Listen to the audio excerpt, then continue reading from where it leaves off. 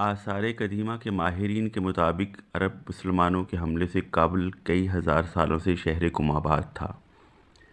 پستہ اور زعفران کی پیداوار کے حوالے سے بہت معروف تھا، لیکن بہت سے ماہرین اور مورخین قم کی آباد کاری کو عرب مسلمانوں کے حملے اور پھر عراق سے اشعری قبیلے کے افراد کی ہجرت سے جوڑتے ہیں۔ ان کے نزدیک قم اور اس کے نواحی علاقہ جات کو خلیفہ ثانی حضرت عمر بن خطاب کے دور میں ابو موسیٰ اشعری نے فتح کیا، اور اس فتح کے بعد اس علاقے میں عربوں کی ہجرتیں شروع ہوئیں، جن میں سب سے اہم اشعری قبیلے کی ہجرت تھی، جنہوں نے قم اور اس کے ارد گرد کے دیہات کو ملا کر اس شہر کی بنیاد رکھی تھی۔ چونکہ اشعری قبیلے کے افراد شیعہ مسلک سے تعلق رکھتے تھے، اس لیے قم اثنا اشعری مسلمانوں کا مرکز بن گیا۔ 8ویں امام علی رضا علیہ السلام کی بہن فاطمہ معصومہ کی آمد سے اس شہر کی مرکزی قوت و وسعت میں مزید اضافہ ہوا، اور قم دنیا بھر کے شیعہ علماء کی توجہ کا مرکز بن گیا۔ شیعہ مسلک کے پیروکار ہونے کی وجہ سے اموی اور عباسی حکمرانوں کی طرف سے یہاں کے لوگوں پر بادشاہی ٹیکس کا تناسب زیادہ ہوا کرتا تھا، جس کی وجہ سے یہاں کے لوگوں نے ان حکومتوں کے خلاف قیام بھی کیا۔ قم شہر کو کئی مرتبہ تباہی و بربادی کا سامنا کرنا پڑا۔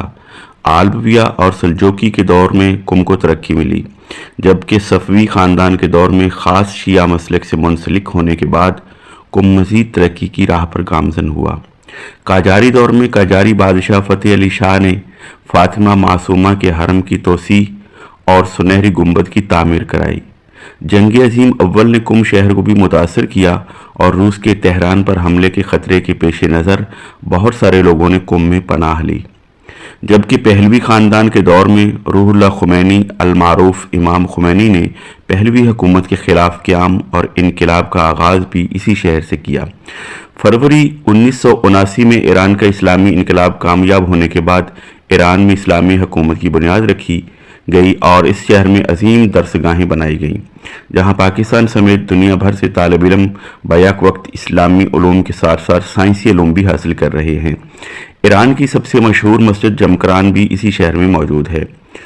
قم کو جغرافیائی حوالے سے دیکھیں تو یہ تہران کے جنوب میں 144 کلومیٹر کے فاصلے پر واقع ہے۔ گاڑی جنوب سے شمال کی طرف رواں دواں تھی۔ میرے اندر کہیں جغرافیہ اور تاریخ گڈمڈ ہو رہے تھے۔ میں کبھی جغرافیہ کا طالب علم نہیں رہا تھا، مگر تاریخ میرا پسندیدہ موضوع تھا۔ مجھے ٹھیک سے اندازہ نہیں ہو رہا تھا کہ ہم اس وقت جہاں ہیں وہاں سے پاکستان کس طرف رہ گیا ہے اور ترکی کس طرف ہے۔ میں انہی خیالوں میں منہمک تھا کہ ڈرائیور نے مجھ سے پوچھا، کیسا لگا زیارت کر کے؟ میں نے کہا، بہت اچھا، مگر وقت نہیں تھا، ورنہ میں مزار کے اندر زرہی کے پاس جاتا۔ کافی دیر خاموشی رہی، پھر اس نے بتایا، یہاں سے مشہد مقدس بہت دور ہے، 9-10 گھنٹے کا فاصلہ ہے۔ میں نے اس سے پوچھا، ہم اس وقت جغرافیائی اعتبار سے جس طرف سفر کر رہے ہیں، تہران کے بعد کون سا شہر آئے گا؟ اس نے کچھ دیر توقف کیا اور پھر بولا، ابھی ایک طویل سفر آپ کو کرنا ہے۔ جتنا یہاں سے مشہد ہے نا، تقریباً اتنا ہی یہاں سے تبریز ہے، اور پھر تبریز سے آپ لوگ ماکو کا سفر کریں گے۔ ماکو ترکی کے بارڈر پہ ہے۔ میں نے پوچھا، کیا کل تک ہم ترکی پہنچ جائیں گے؟ اس نے ایک زوردار کہکا لگایا اور پھر بولا، ابھی آپ لوگوں کو کم از کم 4 سے 5 روز ایران میں لگیں گے۔ مگر تم تو کہہ رہے تھے 9-10 گھنٹے کا سفر ہے۔ اس نے پھر کچھ توقف کیا اور کہا، آپ لوگ غیر قانونی سفر کر رہے ہیں۔ جہاں تک ہمیں راستے صاف ملتے ہیں ہم سفر جاری رکھتے ہیں، جہاں پولیس کا خطرہ ہو راستہ بدل لیتے ہیں یا سفر روک دیتے ہیں۔ سڑک کے دونوں اطراف صحرا تھے، کہیں کہیں سبزہ دکھائی دے رہا تھا۔ میں نے ڈرائیور سے کہا، اگر ممکن ہے تو کہیں گاڑی روک کر بندے تبدیل کر لیں، ہمارے پاؤں میں لیٹے ہوئے دونوں لڑکے بری طرح تھک چکے ہیں۔ ڈرائیور نے میری بات سنی انسنی کرتے ہوئے بتایا، تھوڑا آگے پولیس ناکہ ہے، اس لیے ہم کہیں مناسب سی جگہ دیکھ کے رکنے ہی والے ہیں۔ 7-8 کلومیٹر کے بعد ایک کچے رستے پہ گاڑی اتار کر ایک کھلی حویلی کے اندر جا کر گاڑی روک دی گئی۔ یہ ایک پرانی طرز کی حویلی تھی، جس کے چاروں طرف بڑی بڑی دیواریں تھیں۔ صحن میں ایک طرف بڑا سا تالاب تھا، جس کے پیندے اور کناروں پر سبز کائی جمی ہوئی تھی۔ بائیں طرف ایک ٹریکٹر نما زرعی گاڑی کھڑی تھی، جس کے ٹائروں سے جانے کب کی ہوا نکل چکی تھی۔ ابھی ہم کسی کونے میں بیٹھنے کا سوچ ہی رہے تھے کہ ڈرائیور نے بتایا، ہمیں فوری طور پر نکلنا ہے، پولیس ناکہ ختم کر کے جا چکی ہے۔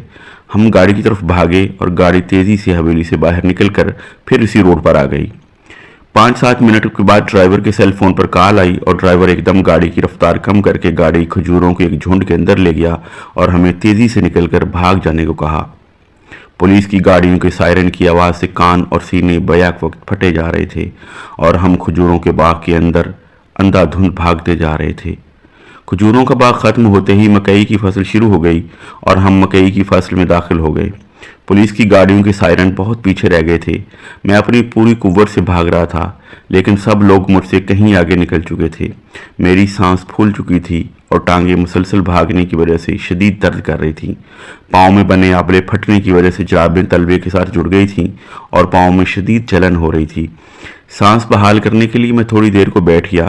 میرا حلق خشک ہو چکا تھا اور میرے پاس پانی کا ایک قطرہ نہیں تھا۔ میں نے اٹھ کر دیکھا، چاروں طرف مکئی کی فصل تھی۔ میں نے آوازیں دینی شروع کی، کوئی ہے، کوئی ہے، مگر جواباً مکمل خاموشی تھی۔ مجھے لگا میں اس مکئی کی فصل میں ہی کہیں پیاس کی شدت سے گر کے مر جاؤں گا۔ قدم قدم آگے چلتے ہوئے میں آوازیں دے رہا تھا، کوئی ہے، مگر کوئی ہوتا تو جواب دیتا۔ پیاس کی شدت سے میرے ہونٹوں پہ پپڑیاں جمنے لگی تھیں اور زبان خشک ہو کر تالو سے لگنے لگی تھی۔ مجھے کچھ سمجھ نہیں آ رہی تھی مجھے کیا کرنا ہے۔ آنکھوں کے آگے اندھیرا ہونے لگا تھا۔ میں نے پوری قوت سے آواز دی، کوئی ہے، کوئی ہے تو آواز دو، میں پیاس سے مرنے لگا ہوں۔ تھوڑی دور سے آواز آئی، ذرا آگے آؤ، پانی ہے لے لو۔ مجھے قطعاً یاد نہیں میں آواز دینے والے تک کیسے پہنچا۔ پانی کا گھونٹ لیا تو جان میں جان آئی۔ سارے سفر کی اذیتیں ایک طرف اور یہ کچھ منٹوں کی اذیت ایک طرف۔ میں زندگی میں ساری سفری اذیتیں بھول سکتا ہوں مگر یہ لمحات کبھی نہیں بھول سکتا۔ ان چند منٹوں میں موت کو بالکل قریب سے دیکھا۔ اگر چند منٹ مزید پانی نہ ملتا تو میں اسی مکئی کی فصل میں یقیناً مر چکا ہوتا۔ طبیعت سنبھلی تو سب پولیس سے بچ جانے پر اللہ کا شکر ادا کر رہے تھے مگر میں پانی ملنے پر اللہ کا شکر ادا کر رہا تھا۔ شام کے سائے گہرے ہو رہے تھے جب ایجنٹ کی سیل پر بیپ ہوئی۔ اس نے سیل پر جی پی ایس لگا کر لوکیشن دیکھی۔ جہاں ہم چھپ کر بیٹھے ہوئے تھے وہاں سے 40 منٹ کے فاصلے پر مین سڑک گزر رہی تھی جہاں پہنچ کر ہمیں گاڑی ملنی تھی۔ ہم آہستہ آہستہ سڑک کی طرف بڑھ رہے تھے کیونکہ ابھی شام تھی اور گاڑی نے رات کے اندھیرے میں ہمیں پک کرنا تھا۔ سڑک کے قریب جھاڑیوں کے پیچھے بیٹھ کر گاڑی کا انتظار کرتے رات کے 12 بج رہے تھے۔ ایجنٹ کے سیل پر بیپ ہوئی تو ہم سب تیار ہو گئے۔ کچھ دیر بعد گاڑی پہنچ کر محض چند سیکنڈ کے لیے رکی اور ہم سب پھرتی سے گاڑی پر سوار ہو گئے۔ یہ ایک منی ٹرک تھا جو شاید زرعی کاموں کے لیے استعمال ہوتا تھا۔ رات کے 2 بج رہے تھے جب ہم تہران میں داخل ہوئے۔ مختلف راستوں سے ہوتا منی ٹرک ایک پرانی طرز کی بلڈنگ میں داخل ہوا اور پھر بائیں جانب مڑتے ہی رک گیا۔ ٹرک سے اتر کر ہم ایک بڑے ہال میں داخل ہوئے جہاں 1200 لوگ پہلے سے موجود تھے۔ یوں لگ رہا تھا جیسے کسی سیاسی جلسے کے لیے لوگ جمع کیے گئے ہیں۔ ہم سب ایک کونے میں بیٹھ گئے۔ کچھ ہی دیر بعد ہمیں کھانا دیا گیا۔ کھانے میں روٹی، ٹماٹر، دہی اور پانی کی بوتلیں تھیں۔ میں نے کھانا کھانے کے بعد بیگ سے خالی پانی کی بوتل نکال لی اور پانی بھر لیا۔ صبح کے آثار نمودار ہونے سے پہلے ہمیں گروپس کی شکل میں تقسیم کر کے گاڑیوں پہ سوار کرا دیا گیا اور گاڑیاں تبریز کے لیے روانہ ہونے لگیں۔ گاڑیوں پہ سوار ہوتے ہی بتا دیا گیا یہ ایک طویل سفر ہے اور قدم قدم پہ چیک پوسٹیں ہیں۔ ہمیں بار بار گاڑیوں سے اتار کر چیک پوسٹیں کراس کرائی جائیں گی۔ آنے والے خطرات سے آگاہ کرتے ہوئے بتایا گیا آگے پہاڑی سلسلہ شروع ہو جائے گا، اس لیے ہمیں پہاڑوں پر چڑھنے اترنے کے لیے خود کو تیار رکھنا ہے۔ سفر شروع ہو چکا تھا۔ ہم ایک کار کے اندر 13 لوگ تھے۔ مجھے کار کی پچھلی سیٹ پر بائیں جانب جگہ ملی تھی جہاں ہم 5 لوگ سیٹ پر پاؤں اوپر کیے بیٹھے تھے۔ 2 لوگ ہمارے پاؤں میں لٹائے گئے تھے، 2 فرنٹ سیٹ پر اور 4 لوگ گاڑی کی ڈکی میں بند کیے گئے تھے۔ گاڑی مختلف تنگ سڑکوں سے ہوتی ہوئی بڑی سڑک پر آ چکی تھی۔ تبریز کی ڈائریکشن بتاتے ہوئے ڈرائیور نے بتایا تبریز ایران کے شمالی مغربی کنارے پر آباد شہر ہے۔ وہاں سے ترکی کا بارڈر صرف 310 کلومیٹر دور ہے۔ تبریز چونکہ پہاڑی سلسلوں کے درمیان آباد ہے اس لیے یہاں آئے روز زلزلے آتے رہتے ہیں۔ ڈرائیور کے بقول بسا اوقات زلزلوں کی شدت اس قدر تیز ہوتی ہے کہ کئی گھر مکمل طور پر تباہ ہو جاتے ہیں۔ وہ بتا رہا تھا تبریز اسلامی جمہوریہ ایران کا ایک بڑا اور اہم شہر ہے۔ 1960 عیسوی تک یہ ایران کا دوسرا بڑا شہر تھا جبکہ اس شہر کو ایران کا دارالخلافہ رہنے کا بھی اعزاز حاصل رہا ہے۔ یہ شہر سطح سمندر سے 1340 میٹر کی بلندی پر واقع ہے۔ تہران سے اس شہر کا فاصلہ 619 کلومیٹر ہے۔ یہ شہر سہنت کے پہاڑی سلسلوں کے شمال میں ایک وادی میں واقع ہے۔ شہر کے مغرب میں 60 کلومیٹر کے فاصلہ پر ارومیہ جھیل واقع ہے۔ یہ شہر مشرقی آذربائیجان کا دارالخلافہ ہے جو کہ ایران کا ایک صوبہ ہے۔ ترکی کے بارڈر سے اس کا فاصلہ 310 کلومیٹر ہے جبکہ آذربائیجان کے بارڈر سے اس کا فاصلہ 159 کلومیٹر ہے۔ دونوں سرحدوں تک رسائی کے لیے ریلوے اور سڑکوں کا بہترین نظام ہے جو اس شہر کو روس کے شہر ماسکو اور یورپ سے ملاتا ہے۔ اس شہر سے ایک دریا بھی گزرتا ہے جس کی لمبائی 160 کلومیٹر ہے اور یہ 3 چھوٹے دریاؤں کے ملاپ سے وجود میں آتا ہے۔ یہ دریا وادی سے گزرتا ہوا ارومیہ جھیل میں جا گرتا ہے۔ سردیوں میں یہاں شدید سردی پڑتی ہے مگر گرمیوں میں یہاں کا موسم بہت ہی خوشگوار ہوتا ہے۔ یہاں پر نمی کا تناسب قدرے کم ہوتا ہے اور سالانہ اوسطاً 288 ملی میٹر کے حساب سے بارش ہوتی ہے۔ اس شہر کی ایک بدقسمتی یہ ہے کہ یہ ایک ایسے علاقے میں واقع ہے جہاں شدید زلزلے آتے رہتے ہیں۔ 858 عیسوی میں آنے والے اس طرح کے ایک نہایت خطرناک زلزلے نے پورے شہر کو تباہ کر کے رکھ دیا تھا۔ اس کے بعد اس شہر کو دوبارہ تعمیر کیا گیا مگر بدقسمتی سے 1041 میں ایک مرتبہ پھر شدید زلزلے نے شہر کو تباہ کر دیا جس میں 40,000 افراد لقمۂ اجل بنے۔ سڑک کی دونوں جانب درخت تھے۔ صبح کا سورج دیوتا اپنی اولین کرنیں زمین پہ بکھیرنے کی کوشش کر رہا تھا۔ ڈرائیور نے ٹرن لیتے ہی پوچھا، عمان کس نے جانا ہے؟ میرے دائیں جانب بیٹھے ایک شخص نے کہا، میں نے اسے پہلی مرتبہ نظر بھر کے دیکھا۔ وہ کوئی 50-55 سالہ شخص تھا۔ اس کے کھچڑی نما بال بکھرے ہوئے تھے اور شیو بڑی ہوئی تھی۔ ڈرائیور نے مجھے کہا، تم اسے اپنی جگہ پہ کرو اور خود اس کی جگہ پہ ہو جاؤ، اسے تھوڑی دیر بعد اتارنا ہے۔ ہمارے بائیں جانب سمندر شروع ہو چکا تھا۔ سمندر اگرچہ دور تھا مگر بالکل واضح دکھائی دے رہا تھا۔ میں نے اس مسافر سے پوچھا، لوگ یورپ جاتے ہیں، تم عمان جا رہے ہو؟ عمان کا تو ویزا آسانی سے مل جاتا ہے، پھر یہ غیر قانونی طور پر کیوں؟ اس نے بتایا وہ پچھلے 15 سال سے عمان میں مزدوری کر رہا ہے اور وہ اسی طرح آتا جاتا ہے۔ تھوڑی دیر بعد ایک پل پر چڑھنے سے پہلے اسے جلدی سے اتار دیا گیا۔ سمندر ہمارے ساتھ سفر کرتا ہوا تھوڑی دیر بعد اوجھل ہو گیا تھا۔ 2-2.5 گھنٹے بعد گاڑی ایک کچے راستے پر موڑ دی گئی۔ ڈرائیور نے بتایا، آگے چیک پوسٹ ہے اور ہمیں آگے پیدل چلنا ہے۔ مکئی کے کھیتوں کے پاس ہمیں اتار کر گاڑی سڑک پر واپس جا چکی تھی اور ہم مکئی کے کھیتوں میں چلتے چیک پوسٹ کا علاقہ پار کر رہے تھے۔ سورج کافی نکل آیا تھا۔ مکئی کی فصل کے اندر چلتے چلتے گھنٹہ بھر ہونے کو تھا جب ایجنٹ کے فون پر بیپ ہوئی۔ اس نے فون اٹینڈ کرنے کے بعد بتایا، آگے پولیس کنٹرول کر رہی ہے، شاید ہمیں شام تک مکئی کی فصل میں ہی رکنا پڑے۔ مکئی کے کچھ ٹانڈے توڑ کر جگہ بنائی گئی اور سارے بیٹھ گئے۔ میں نے بیگ میں تہہ کر کے رکھے بڑے پلاسٹک بیگ کو نکال کر مکئی کے ٹانڈوں پہ پھیلا دیا اور خود اس کی چھاؤں میں بیگ کا تکیہ بنا کر لیٹ گیا۔ تھکن کے باعث سب کو نیند آ گئی۔ شام کے سائے ڈھل رہے تھے جب دوبارہ ایجنٹ نے چلنے کے لیے کہا۔ اس کے بقول ہمیں آدھا گھنٹہ مزید چل کر پوائنٹ تک پہنچنا تھا۔ ایجنٹی زبان میں پوائنٹ اس جگہ کو کہتے ہیں جہاں سے گاڑی نے پک کرنا ہوتا ہے۔ سورج ڈھلنے کے باعث گرمی کی شدت کم ہو گئی تھی۔ میں نے پانی کا گھونٹ بھرتے ہوئے بیگ سے چنے نکالے۔ شدید بھوک میں بھنے ہوئے چنے اور پانی کا گھونٹ کسی نعمت سے کم نہ تھے۔ سارا رستہ خاموشی سے کٹا اور ہم ایک لنک روڈ کے ساتھ جھاڑیوں کے پیچھے چھپ کر بیٹھ گئے۔ سڑک پر ٹریفک نہ ہونے کے برابر تھی۔ کبھی کبھی کوئی گاڑی یا موٹر بائک گزرتی تو سڑک کا وجود جاگ جاتا۔ 15-20 منٹ بعد گاڑی آ گئی اور ہم سب تیزی سے بیٹھ گئے۔ اس بار ڈرائیور کو پیسے دیے بغیر میں فرنٹ پہ بیٹھ چکا تھا۔ لنک روڈ سے متصل مین روڈ پر گاڑی منتقل ہوئی اور ٹریفک کے بہتے ہوئے بہاؤ میں چلنے لگی۔ میں ایک چیز نوٹ کر رہا تھا، ڈرائیور جو 25-26 سالہ نوجوان تھا گاڑی کو کسی ایک ٹریک میں نہیں رکھ رہا تھا۔ اس کی نظریں مسلسل سڑک کے رش پر تھیں اور وہ تیزی سے اس فلو میں نکلتا جا رہا تھا۔ 2-3 جگہ پر اس نے مین روڈ کو چھوڑ کر لنک روڈ لیا اور پھر مین روڈ پر واپس آ گیا۔ رات ڈھل رہی تھی جب اس نے بتایا، آگے چیک پوسٹ ہے اور ہمیں 15 منٹ پیدل چل کر چیک پوسٹ کراس کرنی ہے۔ گاڑی کو ایک کچے رستے پر لاتے ہوئے اس نے گاڑی کی سپیڈ ایک دم ہلکی کرتے ہوئے گاڑی روکی اور ہمیں بائیں جانب بھاگنے کو کہا۔ ہم ایک بار پھر شہری آبادی کے پچھلے حصے سے صحرا نما پٹی پر بھاگ رہے تھے۔ ٹوٹتے ہوئے جوتے اب بالکل ساتھ دینے پر آمادہ نہیں تھے مگر مجبوری تھی۔ میں نے بھاگتے ہوئے ساتھ والے لڑکے سے کہا، یار میرے جوتے ٹوٹ گئے ہیں، بالکل چلنے کے قابل نہیں رہے۔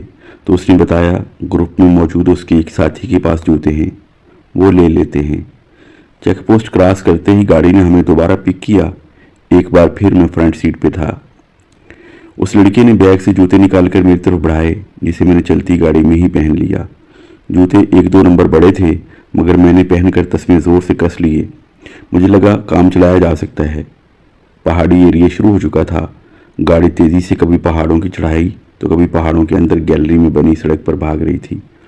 ड्राइवर के बकौल हम तबरेज़ से 1-1.5 घंटे के फासले पे थे। गाड़ी एक बार फिर मेन रोड पर आ चुकी थी। ड्राइवर के चेहरे पर काफ़ी संजीदगी थी।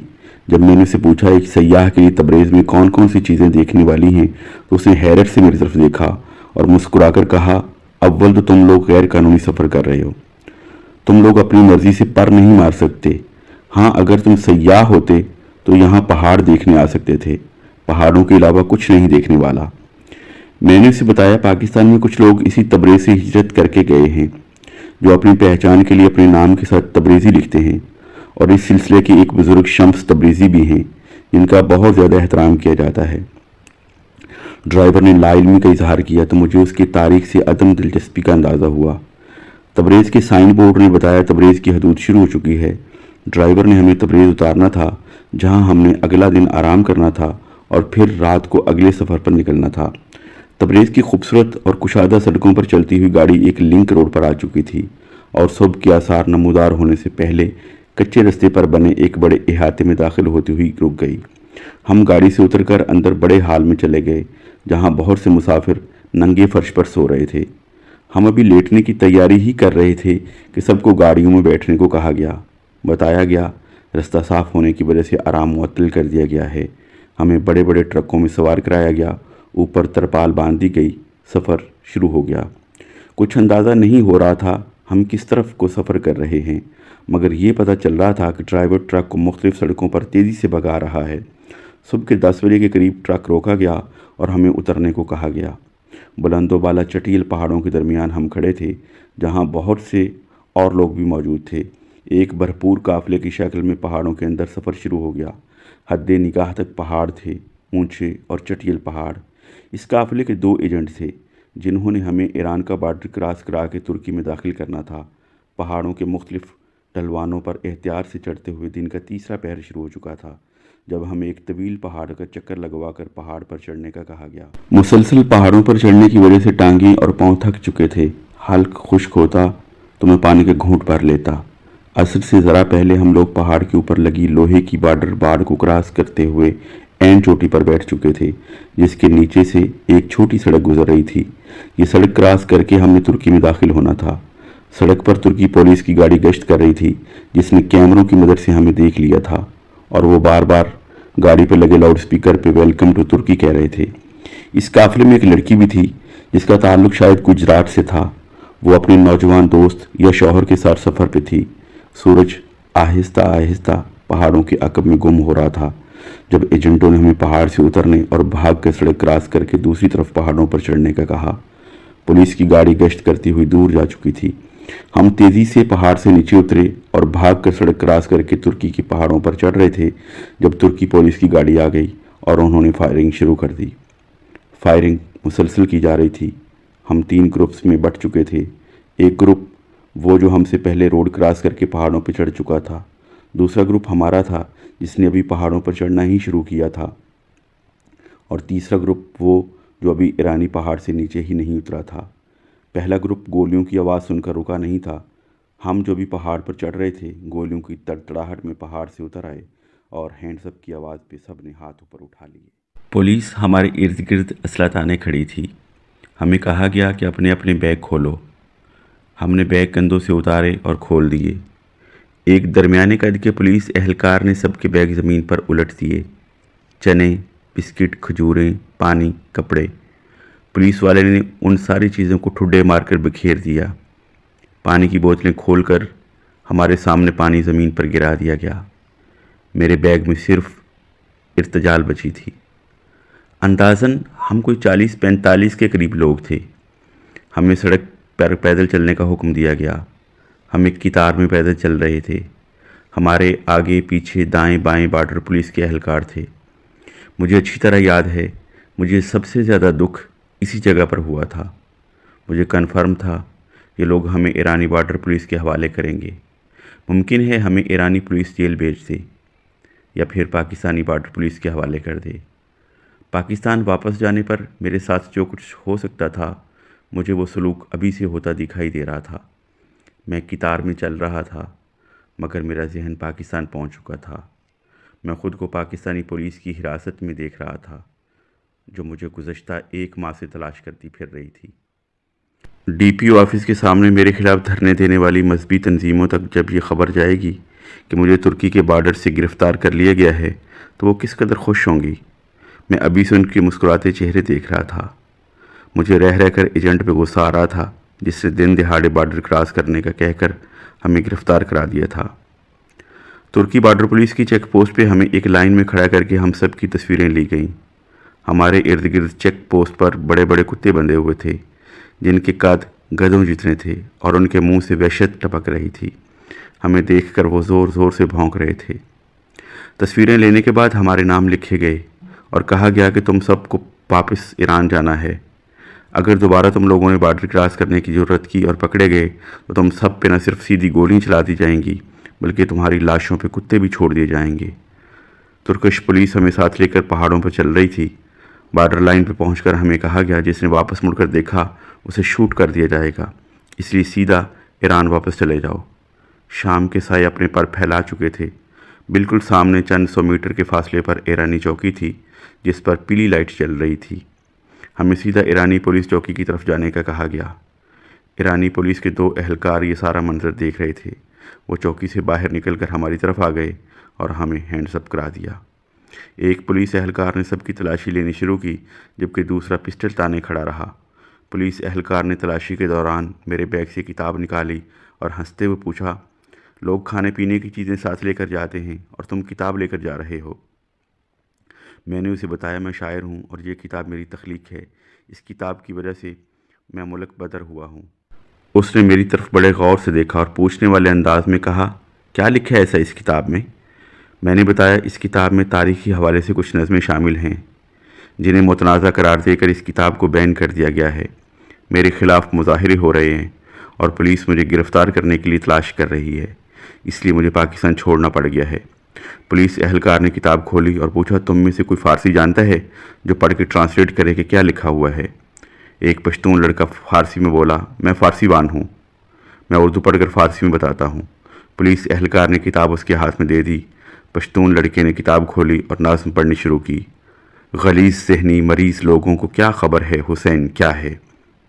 جو ہی اس نے ٹرانسلیشن کی، دونوں پولیس اہلکار حیرت سے میری طرف دیکھ کر بولے، آپ شیعہ ہو؟ میں نے کہا ہاں۔ تو انہوں نے کتاب میرے بیگ میں ڈال کر مجھے بیگ واپس کرتے ہوئے کہا، تم ایک سائڈ پہ بیٹھ جاؤ۔ باقی لوگ ایک طرف بٹھا دیے گئے اور پھر ایک بھیانک کھیل شروع ہو گیا۔ ایسا کھیل جس کا تصور کرتا ہوں تو آج بھی رونگٹے کھڑے ہو جاتے ہیں۔ پولیس اہلکار ایک لڑکے کو بالوں سے پکڑ کر باہر کھینچتا اور پھر دونوں پولیس والے مل کر ہاتھوں میں پکڑے ہنٹر سے وحشیانہ طور پر مارتے، اور جب تھک جاتے تو گرے ہوئے لڑکے پر کتے چھوڑ دیتے، جو آن کی آن میں اس لڑکے کو چیر پھاڑ کر رکھ دیتے۔